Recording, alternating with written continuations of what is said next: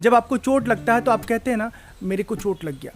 जब भूख लगता है तो कहते हैं हमें भूख लगा है। जब थोड़ा और सूक्ष्मता से आप विचार करेंगे, विमर्श करेंगे अपने स्वयं के बारे में, अपने अनुभव के बारे में, तब आपको एक दूसरा निष्कर्ष निकलेगा, मेरे पेट में भूख लगी है। जब कहते हैं मुझे चोट लग गई, तब कहते नहीं नहीं मेरे पैर में चोट लग गई, या मेरे हाथ में चोट लग गई, या मेरे सर में चोट लग गई। फिर ये साफ साफ पता चल जाता है कि हम और हमारा शरीर दोनों का अलग धर्म है, दोनों की अलग सत्ता है। हमारा अर्थात हमारी आत्मा का कभी नाश नहीं होता, लेकिन ये जो देह हमको प्राप्त हुआ है वो एक निश्चित काल में जन्म लिया है और कुछ काल के उपरांत उसका नाश होना निश्चित है। धीरे धीरे धीरे धीरे स्किन का टोन बदलेगा, शरीर की शक्तियां क्षीण होगी, फिर धीरे धीरे हम वृद्धावस्था में पहुंच जाते हैं और एक दिन हमारी जीवन यात्रा पूरी हो जाती है। जीवन यात्रा पूरी होने का तात्पर्य कि इस देह में जो हमारा अनुभव का सिलसिला था वो समाप्त हो जाता है। अतः हमें स्वयं के बारे में विचार करना होगा, वो हमारे लिए हितकर होगा।